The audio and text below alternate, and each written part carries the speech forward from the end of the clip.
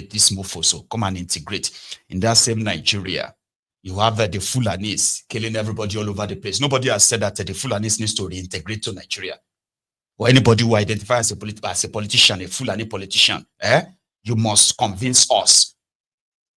No, nobody is saying that. And these guys are going from one state to the other, wreaking havoc, committing terrorism, kidnapping, raping, killing, and all of that stuff. Just like that. No one is saying that, because of this, so we can't trust the Fulani anymore. We cannot trust the Hausa Fulani anymore. They are murderers. They are people, nobody is saying that.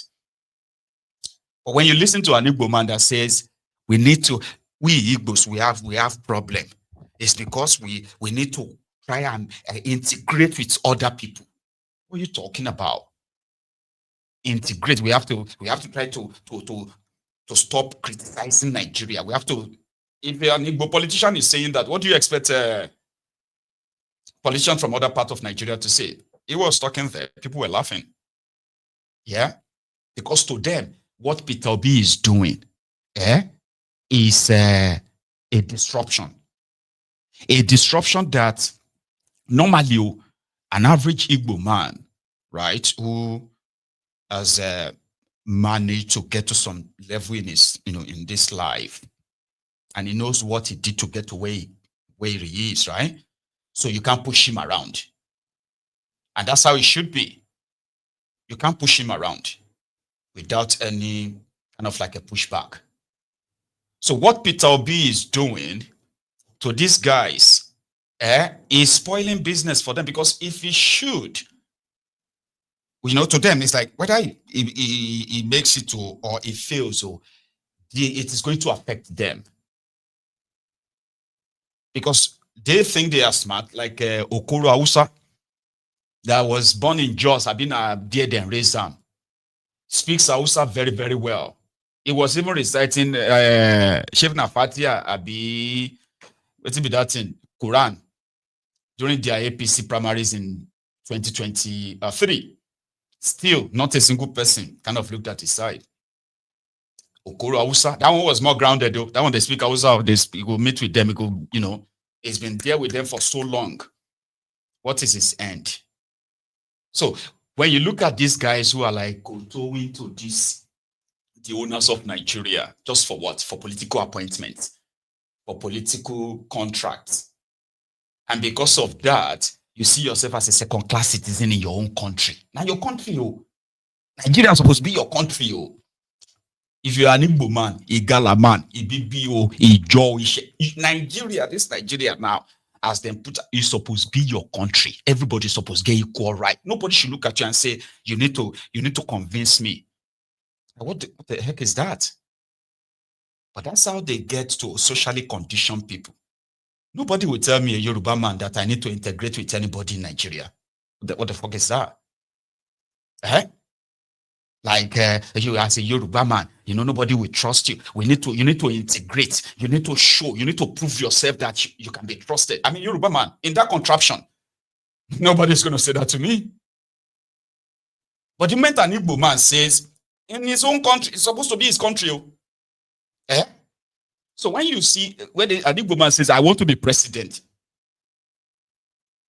immediately, everyone becomes so agitated. Igbo man, hey, and you are supposed to have been in the same country. That's part of why I told you that you are deceiving yourself. You are lying to yourselves. Nigeria is not real. It is so fake that, those of you who call yourself Nigerians, you are so kind of like done for. If you are being honest too, you don't have a country. Or you are an Igbo man and you are beating your chest that you are a Nigerian. How more delusion do you think you are going to need before you get to realize that you are fooling yourself? I'm not saying that it can't be, and I think that's what this guy, Peter Obi, is trying to actually show. Like, you can't put limitation on my way. You can't tell me I can't be this, I can't be that. Like, I've been told that all my life because I'm an Igbo man. Oh yeah, well no, you can't say that I can be whatever I want to be. That ambition alone is not only offending the likes of Tifnumbu, who told him that what audacity would an Obi have to say he wants to contest the election with Tinubu? Have you not heard that? I have heard this Ronu Kus, Lagos Aboba Kus, all these Lori Blue Kus, that they were like, from where to where? Obi to Tinubu.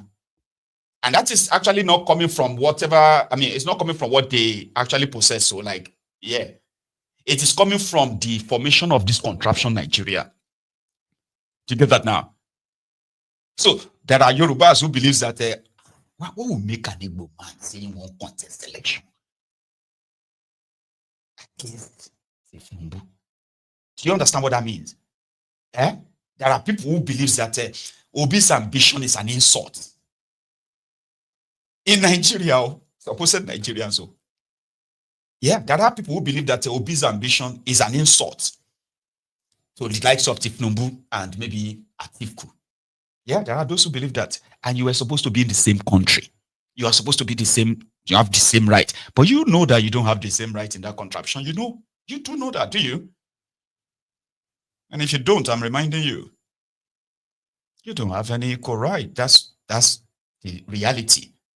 Your right in that contraption depends on where you come from and maybe your social class. You know? So the devil Umahi that is going to become the Emefiole of Tinubu's regime went to the north last year. It was promising them that they had to, Tinubu want to construct a Sokoto to Badagry road. Phase 1, no, they go complete that one in 2027. So if you want him to complete the phase 2, make sure you vote for him or an Igbo man. In Sokoto, they look at him, they laugh. Look at this one. Look at this idiot.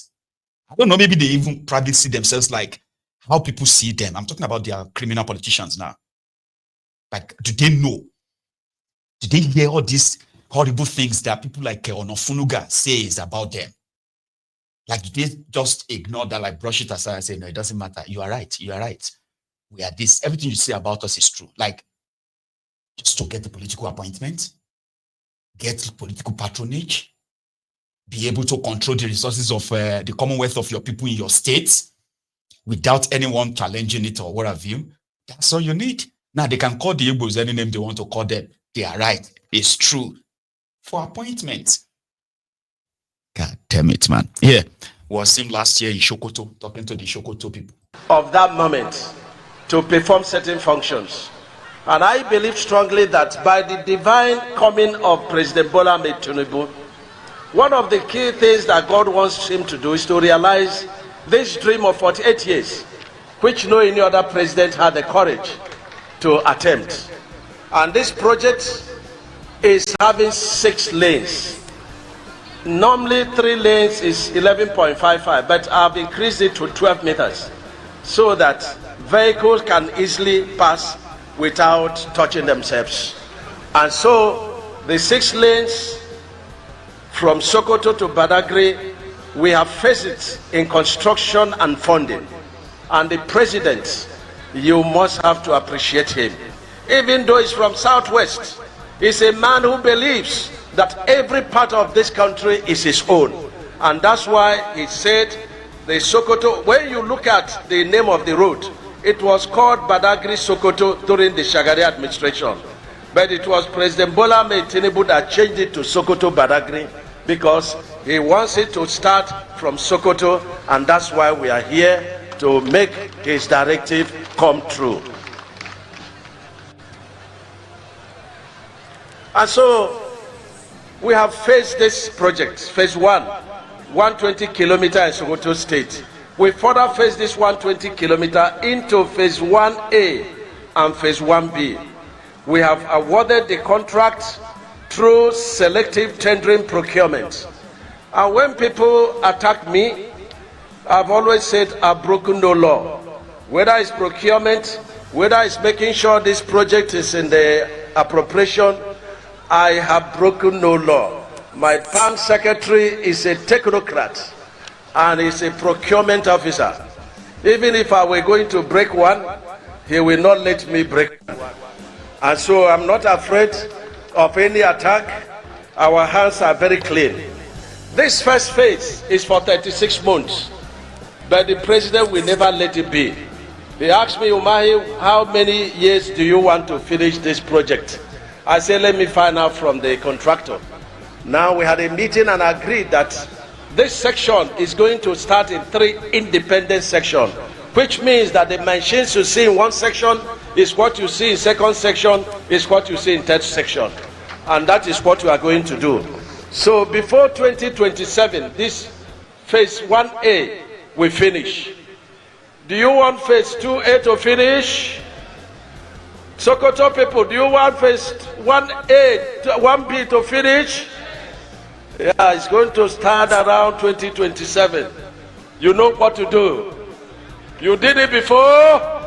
You know what to do. The president you trust is the only one who will finish it.